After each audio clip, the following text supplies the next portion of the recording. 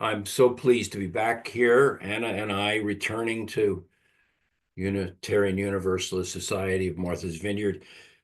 Uh, I must have really wowed you the last time because it took you 2 years to invite me back, but that's okay because we understand that there are lots of things going on and lots of people to invite.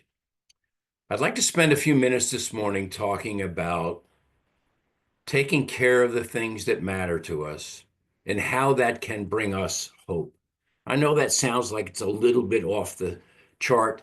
How does cherishing something bring us hope? But hopefully by the time we're done, we'll get some idea about that. When I use the word cherish, by the way, I think there are characteristics to cherishing something. It obviously matters to you if you cherish it, if it's something that you really care about. The things we cherish usually provide stability. They provide something stable in our lives that help us stay the course. For me, the things that I cherish, especially things like relationships, provide hope, provide happiness, joy. They're obviously important in our lives if we cherish them.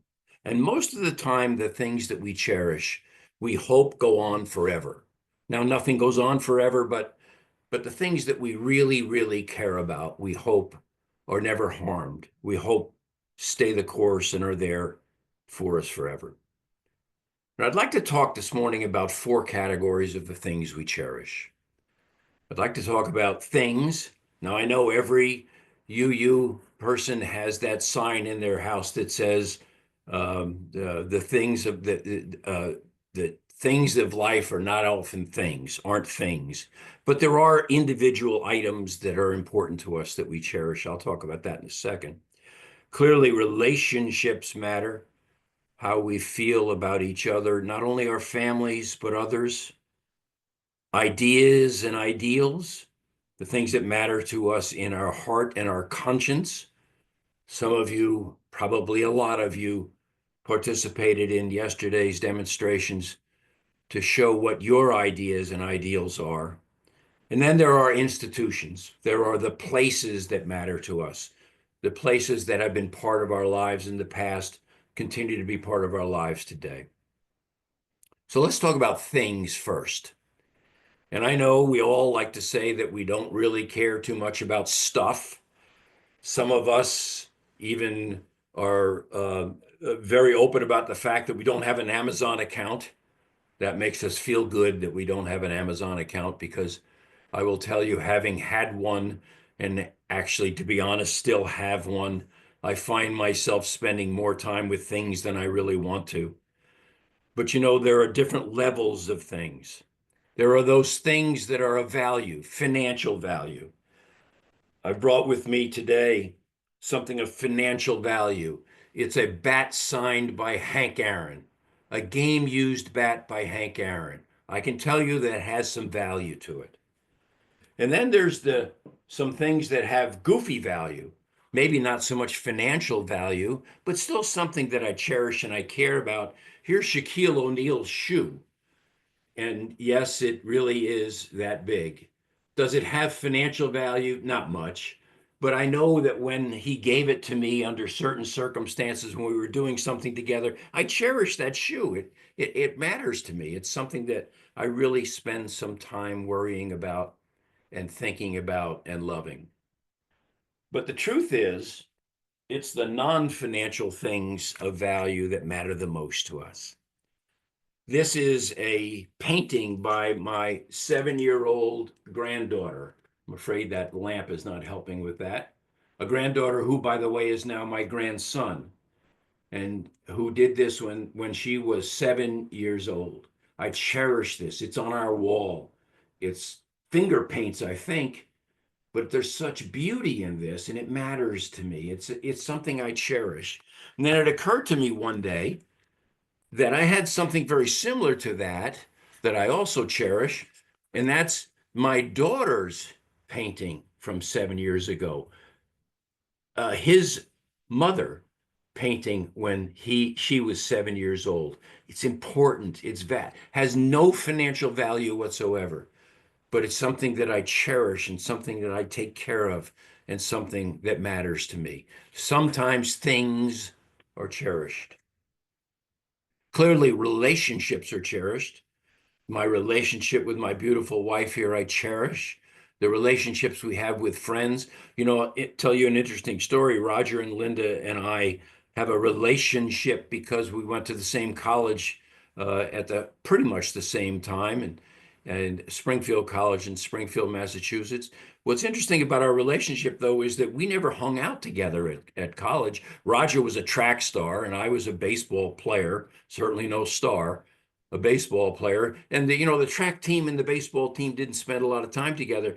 But soon we got together on a number of other issues, all of which revolved around this institution called Springfield College. But the relationship that Anna and I have with Roger and Linda, we cherish beyond anything we could ever explain.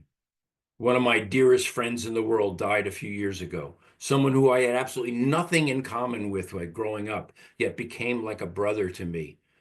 And when he died, it broke my heart like you could not believe, because I cherished my relationship with Neil.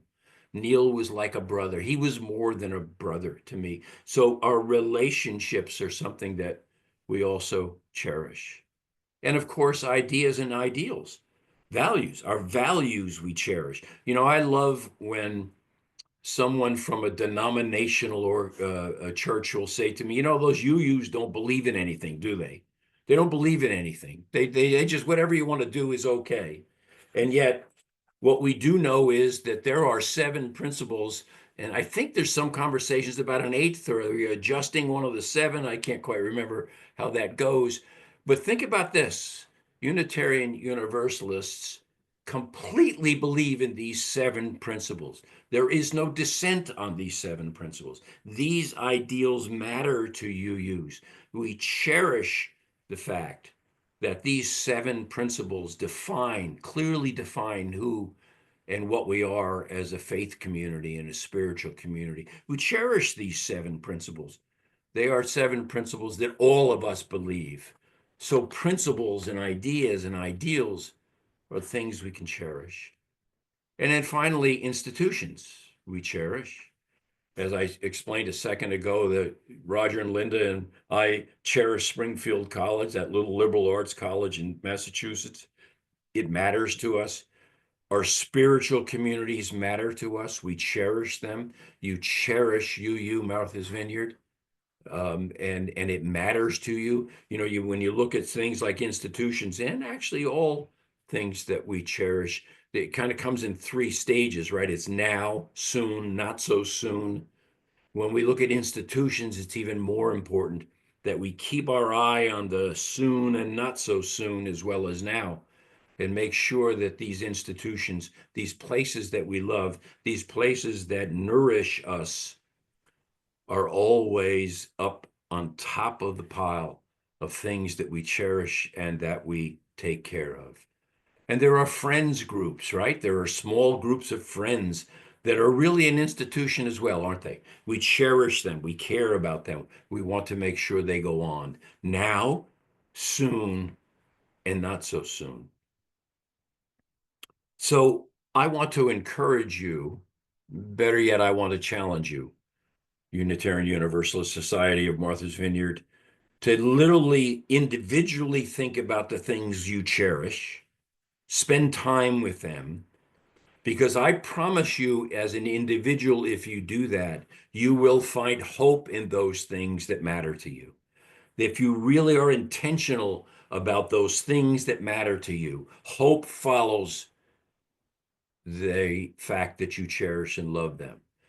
And we all know how much hope is needed right now, especially. Hope that seems every day to seem to fade away, to be further away from us, more impossible for us to achieve. But we know deep down inside this too will pass. And part of what helps us get through these times is to look at those things that matter to us, that we love, those people, those institutions, those places. And so I challenge you as individuals, I challenge you as a faith community. What matters to you? What do you care about enough that you cherish it and will protect it? And how are you going to do that? Are you doing enough? What else can we do to protect the things that we care about and we cherish? And what are we doing, especially for the individuals that matter to us? What are we doing for the person that we haven't called in a long time? You know, I have a little thing on my desk of people who are going through difficult times. And when I reach out to them, I put a little note on what day it was so that I can make sure I keep up with them. And I'm not always great at it. And sometimes someone will even pass away that I have not followed up with, and I feel bad about that. But I try to be intentional about those people that matter to me. This too will pass as long as we are intentional about taking care of the things we love. Amen.